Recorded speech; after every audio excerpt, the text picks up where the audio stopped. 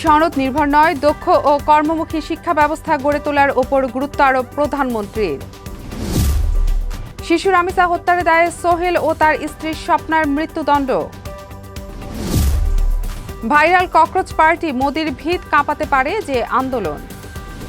স্বাগত জানাচ্ছি আশা home care prime news আয়োজনে। আপনাদের সাথে আছি আমি শাকিলা রুম্পা। এতক্ষণ শিরোনাম দেখছিলেন, এবারে বিস্তারিত। ছোটবেলায় আমাকে রেখে মা যখন কাজে যেতেন তখন তার দুশ্চিন্তার শেষ ছিল না, আর এখন আমার সেই অবস্থা। চিন্তা নেই, আপনার পাশে আছে আশা লেক্সা। ভারতের প্রধান বিচারপতি দেশের বেকার তরুণদের ককরোচ ও পরজীবী বলে আখ্যা দিয়েছিলেন গত মাসে।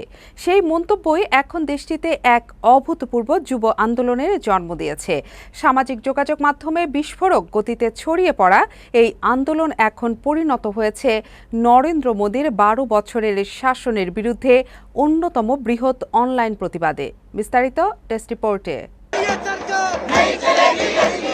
ভারতের প্রধান বিচারপতি সূর্যকান্ত গত মাসে এক শুনানিতে বেকার তরুণদের উদ্দেশ্যে বলেন, কিছু তরুণ ককরোচের মতো, যারা কর্মসংস্থান পায় না বা পেশায় জায়গা করে নিতে পারে না। তারা মিডিয়া, সোশ্যাল মিডিয়া ও আরটিআই অ্যাক্টিভিস্ট হয়ে সবাইকে আক্রমণ করে। পরে তিনি বলেন, তিনি ভুয়া ডিগ্রিধারীদের কথা বলছিলেন, কিন্তু ততক্ষণে সেই অপমান পরিণত হয়েছে লড়াইয়ের ডাকে। সেই মন্তব্যের প্রতিক্রিয়ায় 30 বছর বয়সী অভিজিৎ দীপক গড়ে তোলেন ককরোচ জনতা পার্টি বা সিজেপি। মোদীর ভারতীয় জনতা পার্টির নামের সঙ্গে মিলিয়ে তৈরি এক ব্যঙ্গাত্মক নাম। ইনস্টাগ্রামে একাই 2 কোটি 20 লাখের বেশি অনুসরণকারী অর্জন করেছে এই আন্দোলন। দীপক বলেন, এই ব্যবস্থার কাছে আমরা শুধুই পোকামাকড়, তুচ্ছ, অপেক্ষণীয়, সহজেই ছুঁয়ে ফেলার মতো। কিন্তু ককরোচও টিকে থাকে। আমাদের দমন করা যায়, নির্মূল করা যায় না। তিনি তার দলকে বর্ণনা করেন অলস, বেকার ও দীর্ঘস্থায়ীভাবে সঠিক মানুষদের প্রতিনিধি হিসেবে। এই আন্দোলনের তাৎক্ষণিক ক্ষোভের কেন্দ্রে রয়েছে ভারতের পরীক্ষা ব্যবস্থার ধারাবাহিক বিপর্যয়। প্রতি বছর লাখ লাখ শিক্ষার্থী উচ্চশিক্ষা ও সরকারি চাকরির জন্য প্রতিযোগিতামূলক পরীক্ষায় বসেন, কিন্তু প্রশ্ন ফাঁস, নম্বরে গরমিল ও কারিগরি ত্রুটি বারবার সেই প্রক্রিয়াকে প্রশ্নবিদ্ধ করছে। তবে ক্ষোভ কেবল পরীক্ষায় সীমাবদ্ধ নয়। ভারত বিশ্বের দ্রুত বর্ধনশীল বড় অর্থনীতিগুলোর একটি হলেও তরুণদের কাছে সুযোগ সেই গতিতে আসেনি। বিশ্বব্যাংকের তথ্য বলছে, গত বছর 15 থেকে 24 বছর বয়সীদের মধ্যে বেকারত্বের হার ছিল প্রায় 16%। আজিম প্রেমজি বিশ্ববিদ্যালয়ের এক গবেষণায় দেখা গেছে, 20 থেকে 29 বছর বয়সী বেকারদের 66%ই স্নাতক। শিক্ষা ও কর্মসংস্থানের মধ্যে ক্রমবর্ধমান ব্যবধানের এটি এক স্পষ্ট চিত্র। শনিবার নতুন দিল্লির সংসদ এলাকার কাছে যন্তর মন্তরে জড়ো হন শত শত তরুণ। অনেকে হাতে ককরোচের প্লেকার্ড নিয়ে মিছিলে অংশ নেন। বিক্ষোভকারীরা স্লোগান তোলেন, ককরোচ আসছে, ধর্মেন্দ্র প্রধান যাচ্ছে। এটি সোশ্যাল মিডিয়া আন্দোলনের প্রথম রাজপথ অভিযান। মোদি ব্যক্তিগতভাবে এখনো অত্যন্ত জনপ্রিয়। মার্চে প্রকাশিত মর্নিং কনসাল্ট জরিপে 68% ভারতীয় তার কাজের সন্তুষ্টি প্রকাশ করেছেন। দীপক এও স্বীকার করেন, সিজেপি এখনোই কোনো নির্বাচনী হুমকি নয়। তিনি বলেন, আমরা নির্বাচনী দল নই, কিন্তু তথ্য নিজেই কথা বলে। রাজনৈতিক বিশ্লেষক যোগেন্দ্র যাদব সতর্ক করে দেন অতিরিক্ত গুরুত্ব দিতে। তিনি বলেন, সিজেপিকে এখনোই আন্দোলন না বলে একটি মুহূর্ত বলাই ঠিক। মোদী সরকারের প্রতি ক্রমবর্ধমান অস্বস্তি বিরোধীদের শূন্যতা এবং অর্থনৈতিক হতাশার প্রতিফলন। তবে তিনি এটিও মানেন যে সংসদীয় বিরোধীরা এই ক্ষোভ ধারণ করতে ব্যর্থ হয় এমন একটি আন্দোলনের জন্য জায়গা তৈরি হয়েছে। ব্যঙ্গ, মিম ও অনলাইন অ্যাক্টিভিজমকে ভিত্তি করে গড়ে ওঠা এই আন্দোলন রাজপথে কতটা প্রভাব বিস্তার করতে পারে, সেটাই এখন ভারতের রাজনৈতিক মহলের সবচেয়ে বড় প্রশ্ন। তরুণ ভারতের কণ্ঠস্বর হয়ে উঠতে পারবে কি cockroach Janata party? ATV USA international desk. Iran ও যুক্তরাষ্ট্রের মধ্যে সম্ভাব্য শান্তি চুক্তি এখন আটকে আছে $24 বিলিয়ন দাবিতে। ইরানের সর্বোচ্চ নেতার সামরিক উপদেষ্টা সিএনএনকে দেওয়া একান্ত সাক্ষাৎকারে সাফ জানিয়েছেন, ট্রাম্প না সরলে এই অচলাবস্থা কাটবে না, আর যুদ্ধ আবার শুরু হলে তা ছড়িয়ে পড়বে ভূমধ্যসাগর পর্যন্ত। বিস্তারিত ডেস্ক রিপোর্টে। ইরানের সর্বোচ্চ নেতা আয়াতুল্লাহ মোস্তফা খামেনির সামরিক উপদেষ্টা মোহসেন রেয়াজি সিএনএনকে তেহরান থেকে দেওয়া একান্ত সাক্ষাৎকারে বলেন, আলোচনা এখন সম্পূর্ণ অচল হয়ে পড়েছে এবং এই অচল অবস্থা ভাঙার দায়িত্ব ট্রাম্পের। তিনি বলেন, বল এখন ট্রাম্পের কোর্টে। ইরান দাবি করেছে যুক্তরাষ্ট্রে জমাট বাঁধা তাদের $24 বিলিয়ন সম্পদ ফিরিয়ে দিতে হবে। এর মধ্যে অন্তর্বর্তী চুক্তি সই হলে সঙ্গে সঙ্গে 12 বিলিয়ন এবং পরবর্তী ধাপে আরও $12 বিলিয়ন মুক্ত করতে হবে। রেয়াজি এই দাবিকে আস্থা তৈরির পরীক্ষা হিসেবে বর্ণনা করে বলেন, এটা আমাদের নিজেদের অর্থ, আমেরিকার নয়। তবে ওয়াশিংটন এই দাবি মানতে নারাজ। মার্কিন কর্মকর্তারা মনে করছেন এ পর্যায়ে অর্থ ছেড়ে দিলে ইরানের ওপর গুরুত্বপূর্ণ চাপ হারিয়ে যাবে। ট্রাম্প চান 2015 সালের পরমাণু চুক্তির চেয়ে অনেক শক্তিশালী কোনো চুক্তি এবং তিনি ওবামা আমলের মতো নগদ অর্থের প্যালেট হস্তান্তরের কোনো পুনরাবৃত্তি এড়াতে দৃঢ়প্রতিজ্ঞ। যুদ্ধ পুনরায় শুরু হলে কি হবে সেই প্রশ্নে রেয়াজি কঠোর হুঁশিয়ারি দেন। তিনি বলেন, ইরান সংঘাত পারস্য উপসাগরের বাইরে হরমুজ প্রণালী, বাব আল মানদেব, লোহিত সাগর এবং ভূমধ্য সাগর পর্যন্ত বিস্তার করবে। তিনি আরও বলেন, যুদ্ধের সম্ভাবনা কম, তবে আমেরিকা যদি অন্ধকার পথে প্রবেশ করে সেই দায় তাদেরই। খামেনি ও ট্রাম্পের মধ্যে সম্ভাব্য বৈঠকের প্রশ্নে রেয়াজি সরাসরি না বলেন। তিনি বলেন, এটা এখন হবে না, আমরা এখনও আলোচনার প্রথম ধাপে আছি এবং ট্রাম্প ওই আলোচনা থামিয়ে রেখেছেন। উল্লেখ্য, এই সপ্তাহে ট্রাম্প বলেছিলেন তিনি খামেনির সঙ্গে বৈঠক করতে পারলে সম্মানিত বোধ করবেন। হরমুজ প্রণালীর মালিকানা প্রশ্নেও ইরান তার অবস্থানে অনড়। রেয়াজি দাবি করেন, ইরান ও ওমান যৌথভাবে এই গুরুত্বপূর্ণ জলপথ পরিচালনা করবে এবং জাহাজ চলাচলে রক্ষণাবেক্ষণ ফি আরোপ করা হবে। বিশ্বের মোট তেল ও তরলীকৃত প্রাকৃতিক গ্যাসের 1/5 যুদ্ধের আগে এই পথ দিয়ে পরিবাহিত হতো। ফেব্রুয়ারির শেষে শুরু হওয়া 40 দিনের মার্কিন ইসরায়েলি যুদ্ধে ইরান পাল্টা হামলা চালায় 12টি দেশে, সামরিক স্থাপনা, জ্বালানি অবকাঠামো ও বেসামরিক স্থানে। ভারত মহাসাগরে যুক্তরাষ্ট্র ও যুক্তরাজ্যের যৌথ সামরিক ঘাঁটি ডিয়েগো গার্সিয়াও ক্ষেপণাস্ত্র ছোড়া হয়েছে বলে খবর আসে। রেয়াজি এই যুদ্ধকে ইরানের 47 বছরের ইতিহাসে প্রথম বিজয় হিসেবে বর্ণনা করেন। আলোচনার ভবিষ্যৎ নিয়ে রেয়াজি সংশয় প্রকাশ করেন। তিনি বলেন, ট্রাম্প আগেও 2015 সালের পরমাণু চুক্তি থেকে সরে এসেছিলেন এবং তার আলোচনার কৌশলে অস্পষ্টতা রয়েছে। তবে আলোচনা ব্যর্থ হলে এবং যুক্তরাষ্ট্র ইরানের মাটিতে আক্রমণ চালালে তিনি হুঁশিয়ারি দেন, তখন বিশ্ব ইরানের প্রকৃত শক্তি বুঝতে পারবে। মার্কিন ইরান উত্তেজনার এই নতুন মোড়ে আলোচনা কোন দিকে যাবে তা এখন অনিশ্চিত। $24 বিলিয়ন দাবি ও পাল্টা যুদ্ধের হুঁশিয়ারির মধ্যে একটি টেকসই চুক্তির পথ কতটা খোলা সেটাই এখন বিশ্বের নজরে। ATV USA international desk. বিশ্বকাপ ফুটবলের উন্মাদনায় কাঁপছে পুরো বিশ্ব, যার ছোঁয়া লেগেছে সুদূর যুক্তরাষ্ট্রের নিউ ইয়র্কেও। বিশেষ করে নিউ ইয়র্কের বাংলাদেশি অধ্যুষিত এলাকাগুলোতে বইছে তুমুল ফুটবল জোয়ার। চিরপ্রতিদ্বন্দ্বী ব্রাজিল আর আর্জেন্টিনাকে নিয়ে প্রবাসীদের এই বাঁধ ভাঙা উল্লাস আর তর্ক বিতর্ক মনে করিয়ে দিচ্ছে এক টুকরো বাংলাদেশকে।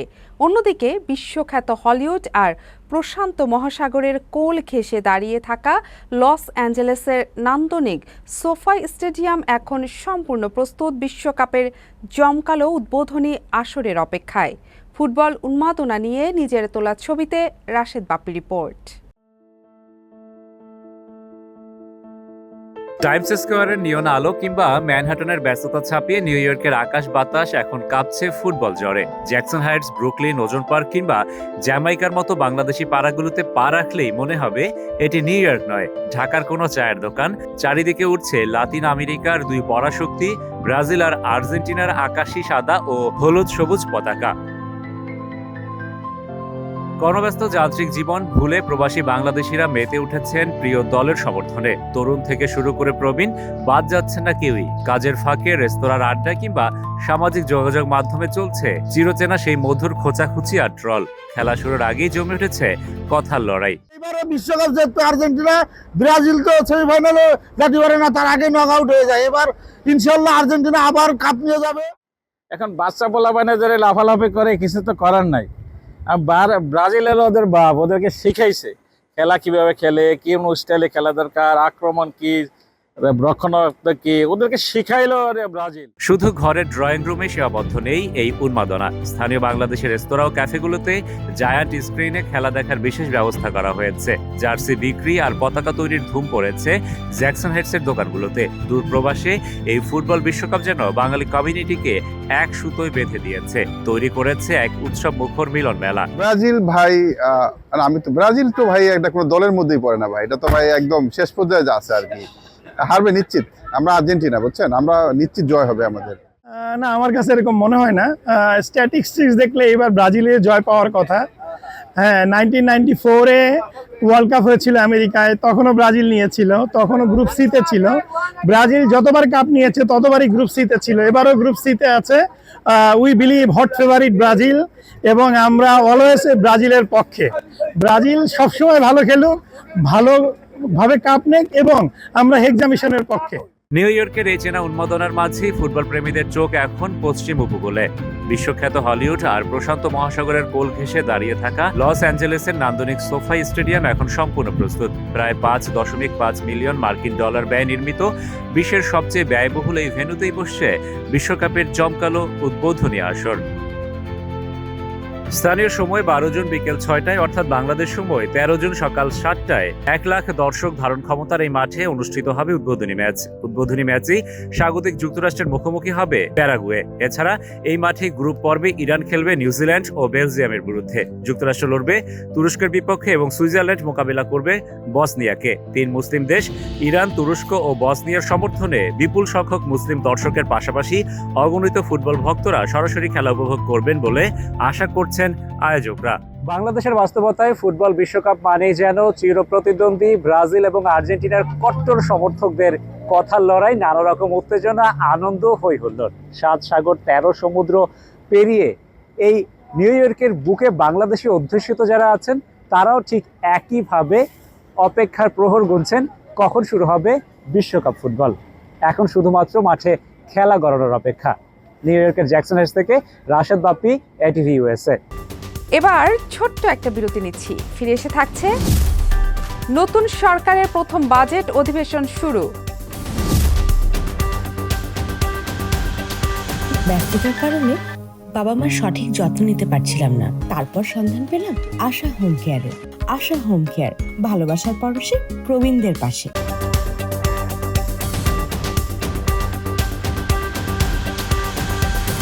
স্বাগত আবারও আশা হোম কেয়ার প্রাইম নিউজ আয়োজনে। প্রধানমন্ত্রী তারেক রহমান দেশে সনদ নির্ভর শিক্ষার পরিবর্তে দক্ষতা ভিত্তিক, প্রযুক্তি নির্ভর এবং বাস্তব ও কর্মমুখী শিক্ষা ব্যবস্থা গড়ে তোলার উপর গুরুত্ব আরোপ করেছেন। তিনি বলেন, চতুর্থ শিল্প বিপ্লবের এই যুগে কৃত্রিম বুদ্ধিমত্তা, এআই ও অটোমেশনের চ্যালেঞ্জ মোকাবেলায় প্রচলিত শিক্ষা কারিকুলামকে আধুনিক ও সময়োপযোগী করার কোনো বিকল্প নেই। শিক্ষায়, দীক্ষায়, জ্ঞানে, বিজ্ঞানে, প্রযুক্তিতে একটি জ্ঞানভিত্তিক রাষ্ট্র ও সমাজ গড়ে তোলার উপর জোর দিয়েছেন প্রধানমন্ত্রী তারেক রহমান। প্রধানমন্ত্রী বলেন, দেশের স্বাধীনতা এবং মুক্তিযুদ্ধ অর্জন থেকে শুরু করে আজ পর্যন্ত ইতিহাসের প্রতিটি বাঁকে যেসব সাহসী মানুষ গণতন্ত্র প্রতিষ্ঠা এবং দেশ ও জনগণের স্বাধীনতা রক্ষায় আত্মত্যাগ করেছেন, তাদের অবদানকে সম্মান জানাতে আমাদের শিক্ষা দীক্ষায়, জ্ঞানে বিজ্ঞানে ও প্রযুক্তিতে নিজেদেরকে প্রস্তুত করতে হবে। জ্ঞানভিত্তিক রাষ্ট্র এবং সমাজ গড়ে তুলতে হবে। রোববার সকালে বাংলাদেশ চীন মৈত্রী সম্মেলন কেন্দ্রে জাতীয় বিশ্ববিদ্যালয় আয়োজিত কর্মমুখী ও টেকনিক্যাল শিক্ষা বিষয়ে শিক্ষকদের প্রশিক্ষণ কার্যক্রমের উদ্বোধন অনুষ্ঠানে প্রধান অতিথির বক্তব্যে একথা বলেন। প্রধানমন্ত্রী বলেন, গণতান্ত্রিক বাংলাদেশে এবার আমাদের ঘুরে দাঁড়ানোর পালা। আমরা ইনশাআল্লাহ অবশ্যই ঘুরে দাঁড়াবো এবার। উচ্চশিক্ষা বিস্তারে জাতীয় বিশ্ববিদ্যালয়ের অবদানের কথা উল্লেখ করে প্রধানমন্ত্রী বলেন, সারা দেশে 2000-এর বেশি অধিভুক্ত কলেজে বর্তমানে 40 লাখের বেশি শিক্ষার্থী অধ্যয়ন করছেন। উচ্চশিক্ষা ব্যবস্থাপনার সংকট নিরসন এবং সবার জন্য শিক্ষার সুযোগ নিশ্চিত করতে সাবেক প্রধানমন্ত্রী মরহুমা বেগম খালেদা জিয়া 1992 সালে এই বিশ্ববিদ্যালয় প্রতিষ্ঠা করেছিলেন। সাবেক প্রধানমন্ত্রী মরহুমা বেগম খালেদা জিয়া প্রযুক্তির দ্রুত পরিবর্তনের চিত্র তুলে ধরে তিনি বলেন, অটোমেশন এবং এআই চালিত প্রযুক্তির কারণে অনেক পুরনো পেশা ঝুঁকির মুখে পড়লেও নতুন অনেক কর্মসংস্থানের সুযোগও সৃষ্টি হচ্ছে। এই প্রযুক্তিগত বিপ্লব মোকাবেলায় কৃত্রিম বুদ্ধিমত্তা, cyber security, programming, digital entrepreneurship, quantum computing, nano technology এবং 5G প্রযুক্তির মতো বিষয়গুলো শিক্ষা কারিকুলামে অন্তর্ভুক্ত করা অপরিহার্য। অটোমেশন এবং এআই চালিত প্রযুক্তির কারণে প্রধানমন্ত্রী উচ্চশিক্ষিত পর্যায়ে বেকারত্বের হার কমানোর উপর গুরুত্ব দিয়ে বলেন, সর্বোচ্চ একাডেমিক সার্টিফিকেট অর্জন করলেও প্রায়োগিক দক্ষতার অভাবে অনেকেই বেকার থাকছেন। এই পরিস্থিতি উত্তরণে সরকার অ্যাপ্রেন্টিসশিপ, ইন্টার্নশিপ এবং ইন্ডাস্ট্রি একাডেমিয়ার সহযোগিতা বাড়াতে কার্যকর পদক্ষেপ নিচ্ছে। সর্বোচ্চ একাডেমিক সার্টিফিকেট অর্জন করলেও তরুণদের উদ্যোক্তা হিসেবে গড়ে তুলতে সরকার বিভিন্ন উদ্যোগের কথা জানিয়ে প্রধানমন্ত্রী তারেক রহমান বলেন, ক্যাম্পাস থেকে ব্যবসায়িক উদ্যোক্তা তৈরি করতে কলেজ ও বিশ্ববিদ্যালয়ে ইনোভেটিভ বিজনেস আইডিয়া বাণিজ্যিকীকরণের লক্ষ্যে প্রতিযোগিতামূলক প্রক্রিয়ায় সিড ফান্ডিং এবং ইনোভেশন গ্র্যান্ট প্রদানের সিদ্ধান্ত নেওয়া হয়েছে। ক্যাম্পাস থেকে ব্যবসায়িক উদ্যোক্তা প্রযুক্তির পাশাপাশি নৈতিক শিক্ষার উপর গুরুত্ব দিয়ে প্রধানমন্ত্রী বলেন, একজন মানবিক মানুষ হয়ে ওঠার জন্য নৈতিক শিক্ষার বিকল্প নেই। মানবিক মানুষ হয়ে ওঠার জন্য নৈতিক শিক্ষার বিকল্প নেই। এছাড়া জাতীয় উন্নয়নকে একটি সম্মিলিত যাত্রা হিসেবে উল্লেখ করে প্রধানমন্ত্রী একটি জ্ঞান ও মেধাভিত্তিক সমাজ গঠনে সকলের ঐক্যবদ্ধ সহযোগিতা কামনা করেন। এটি একটি সম্মিলিত যাত্রা। ATV USA news desk. রাজধানীর পল্লবীতে শিশু রামিসা আক্তারকে নৃশংসভাবে হত্যার ঘটনায় দায়ের করা মামলায় আসামি সোহেল রানা ও তার স্ত্রী স্বপ্না আক্তারের মৃত্যুদণ্ডের আদেশ দিয়েছেন ট্রাইব্যুনাল। রবিবার আসামিদের উপস্থিতিতে ঢাকা মহানগর শিশু সহিংসতা দমন ট্রাইব্যুনালের বিচারক মাসরুর সালেকিন এ রায় ঘোষণা করেন। এর আগে গত বৃহস্পতিবার মামলার যুক্তিতর্ক উপস্থাপন শেষে রায়ের জন্য আজকের দিন ধার্য করেছিলেন আদালত। বিস্তারিত ডেস্ক রিপোর্টে। শিশু রামিসাকে ধর্ষণের পর নৃশংসভাবে হত্যার ঘটনায় দুই আসামি সোহেল রানা ও স্বপ্না খাতুনকে সর্বোচ্চ শাস্তি হিসেবে মৃত্যুদণ্ড দেন আদালত। পাশাপাশি সোহেল রানাকে 5 লাখ টাকা এবং তার স্ত্রী স্বপ্নাকে 2 লাখ টাকা জরিমানা করা হয়। উভয় আসামিকে মৃত্যুদণ্ডে দণ্ডিত করেছেন। বিচারক মাসরুর সালেকি বলেন, আসামিদের অপরাধ সংশোধনযোগ্য নয় এবং যথাযথ শাস্তি না দিলে আদালত ব্যর্থ হবে। অর্থদণ্ডের টাকা রামিসার পরিবারকে দেওয়ার নির্দেশ দেওয়া হয়েছে। টাকা দিতে না পারলে আসামি সোহেল ও স্বপ্নের স্থাবর এবং অস্থাবর সম্পত্তি বিক্রি করে তা দেওয়ার নির্দেশ দেন ট্রাইব্যুনাল। তার সাজা পেয়েছে, ন্যায় নিশ্চিত হয়েছে আমি মনে করি। এদিকে আলোচিত রামিসা ধর্ষণ ও হত্যা মামলার রায় বাংলাদেশের বিচারক ও আইন শৃঙ্খলা রক্ষাকারী বাহিনীর ইতিহাসে একটি মাইলফলক হিসেবে বিবেচিত হবে বলে মন্তব্য করেছেন স্বরাষ্ট্রমন্ত্রী সালাউদ্দিন আহমদ। তিনি জানান, রামিসা হত্যার মতো একটি চাঞ্চল্যকর ঘটনায় অল্প সময়ের মধ্যেই ডিএনএ পরীক্ষা, ময়না তদন্ত, প্রতিবেদন ও চার্জশিট আদালতে দাখিল করা সম্ভব হয়েছে। পুলিশের দ্রুত তদন্ত কার্যক্রম ও আদালতের সহযোগিতায় বিচার সম্পন্ন হয়েছে বলেও তিনি উল্লেখ করেন। গত 19 মে পল্লবীতে দ্বিতীয় শ্রেণীর ছাত্রী রামিসা আক্তারকে ধর্ষণ ও হত্যার ঘটনা দেশ জুড়ে ব্যাপক আলোড়ন সৃষ্টি করে। ঘটনার মাত্র 5 দিনের মাথায় তদন্ত শেষ করে আদালতে অভিযোগপত্র জমা দেয় পুলিশ। পরে 24 মে মামলাটি দ্রুত বিচারের জন্য ঢাকার শিশু সহিংসতা দমন ট্রাইব্যুনালে পাঠানো হয়। মামলার অভিযোগ থেকে জানা যায়, রামিসা পপুলার মডেল হাই স্কুলের দ্বিতীয় শ্রেণীর ছাত্রী ছিল। গত 19 মে সকাল 9:30টার দিকে সে ঘর থেকে বের হলে স্বপ্না তাকে কৌশলে নিজের কক্ষে নিয়ে যায়। সেদিন সকাল 10:30টার দিকে রামিসাকে স্কুলে পাঠানোর জন্য খোঁজাখুঁজি শুরু করেন তার মা। এক পর্যায়ে আসামিদের কক্ষের সামনে শিশুটির জুতা দেখতে পান তিনি। ডাকাডাকির পরও কোনো সাড়া না পেয়ে রামিসার বাবা, মা ও ভবনের অন্যান্য বাসিন্দারা দরজা ভেঙে আসামির বাসার ভেতরে প্রবেশ করেন। সেখানে তারা শিশুটির খণ্ডিত মরদেহ দেখতে পান। এরপর জাতীয় জরুরি সেবা 999 এর মাধ্যমে খবর পেয়ে পুলিশ ঘটনাস্থলে এসে স্বপ্নাকে হেফাজতে নেয়। পরে তথ্য প্রযুক্তির সহায়তায় নারায়ণগঞ্জের ফতুল্লা থানার সামনে থেকে সোহেল রানাকে গ্রেফতার করা হয়। ATV USA news desk. ত্রয়োদশ জাতীয় সংসদের প্রথম বাজেট অধিবেশন শুরু হয়েছে। রবিবার বিকেল ৩টায় জাতীয় সংসদের স্পিকার হাফিজ উদ্দিন আহমদ বীর বিক্রমের সভাপতিত্বে অধিবেশন শুরু হয়। গত ১২ ফেব্রুয়ারি অনুষ্ঠিত জাতীয় সংসদ নির্বাচনে বিএনপি সরকার গঠনের পর এটি হতে যাচ্ছে সংসদে প্রথম বাজেট অধিবেশন। অধিবেশনে আগামী ১১ জুন ২০২৬-২৭ অর্থ বছরের বাজেট প্রস্তাব উপস্থাপন করবেন অর্থমন্ত্রী আমির খসরু মাহমুদ চৌধুরী। অধিবেশনের শুরুতে সংসদের দ্বিতীয় অধিবেশনের জন্য সভাপতিমণ্ডলী মনোনয়ন দেওয়া হয়। মনোনীত সদস্যরা হলেন বেগম সেলিমা রহমান, ওসমান ফারুক, জয়নুল আবেদিন মোহাম্মদ শাহজাহান ও শাহজাহান চৌধুরী। অধিবেশনে মৃত্যুবরণ করা ১৬ জন সাবেক মন্ত্রী, প্রতিমন্ত্রী, হুইপ ও সংসদ সদস্যের জন্য সংসদে শোক প্রস্তাব গ্রহণ করা হয়। আবারও একটা বিরতি নিচ্ছি, ফিরে এসে থাকছে মেসিকে ছাড়াই হন্ডুরাসকে হারালো আর্জেন্টিনা।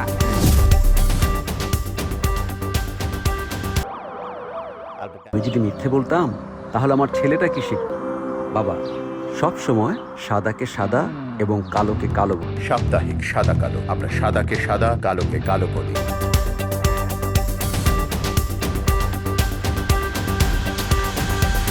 ফিরে এলাম আশা হুমকে আর প্রাইম নিউজে। এবার খেলার খবর। বিশ্বকাপের মিশন শুরুর আগে প্রথম ম্যাচে হন্ডুরাসের বিপক্ষে ২-০ গোলে জয় পেয়েছেন মেসিহীন আর্জেন্টিনা। মার্টিনেস প্লান্টে থেকে আর্জেন্টিনাকে এগিয়ে দেওয়ার পর দ্বিতীয় গোলটি করেন জুলিয়ানো সিমিওনে। ১০ জুন তারা শেষ প্রস্তুতি ম্যাচটি খেলবে আইসল্যান্ডের বিপক্ষে। ইনজুরির কারণে এই ম্যাচ খেলতে পারেননি লিওনেল মেসি। আর্জেন্টিনার প্রথম বড় সুযোগ তৈরি করেছিল ম্যাচের ১১ মিনিটে। সিমিওনের বানিয়ে দেওয়া বলে গোলপোস্টের কাছ থেকে হেড করেছিলেন মার্টিনেস। হন্ডুরাস গোলরক্ষক নিরাপদে বল তালুবন্দী করেন। মার্টিনেস কিছুক্ষণ পর আবার সুযোগ পেয়েছিলেন। প্রথম শট ব্লক হয়ে যাওয়ার পর তাল গোল পাকিয়ে ফেলায় পরে আর শট নিতে পারেননি তিনি। অবশেষে এই মার্টিনেজই ম্যাচের ডেডলক ভাঙেন।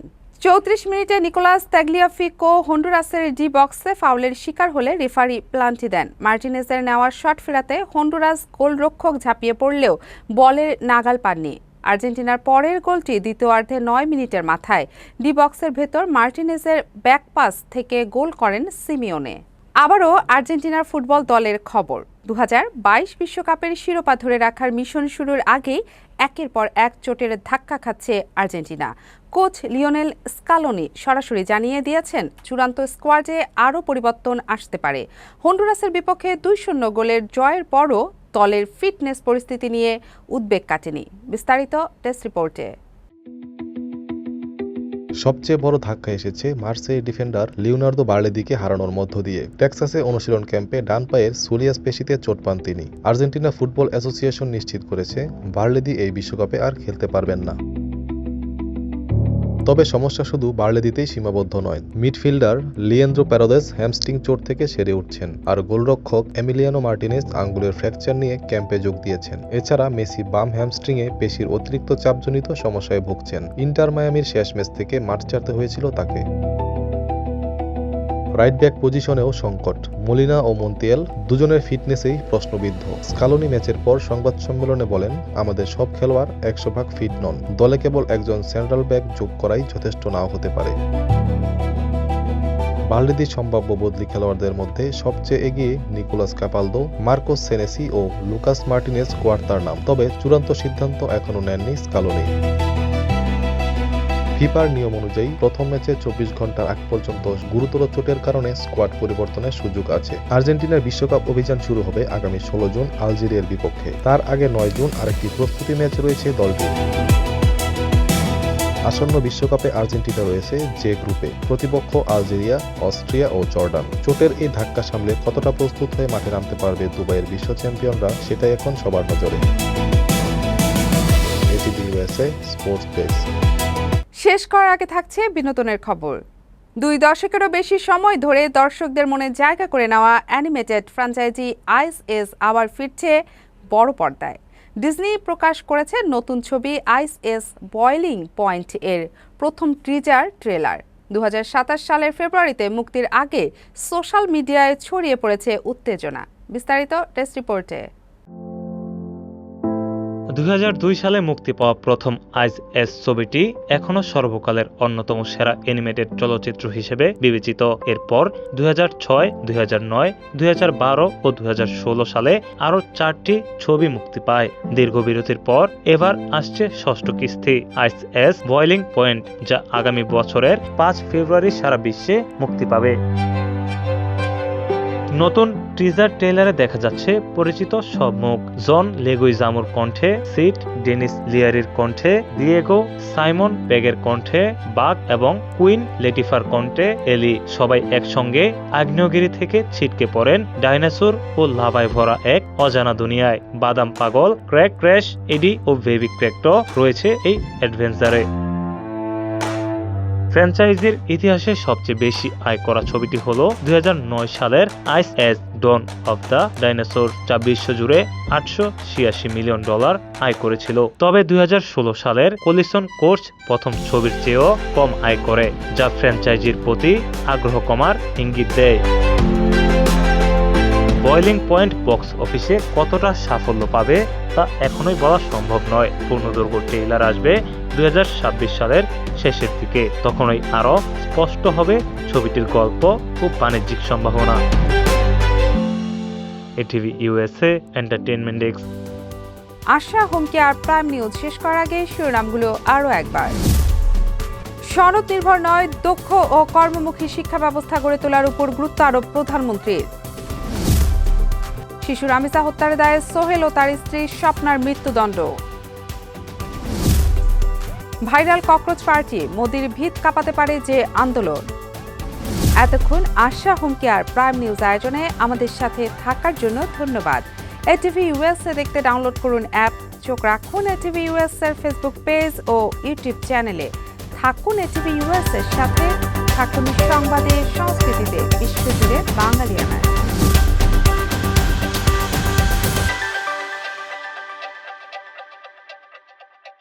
এটিভি ইউএসএ, বিশ্বজুড়ে বাঙালিয়ানা।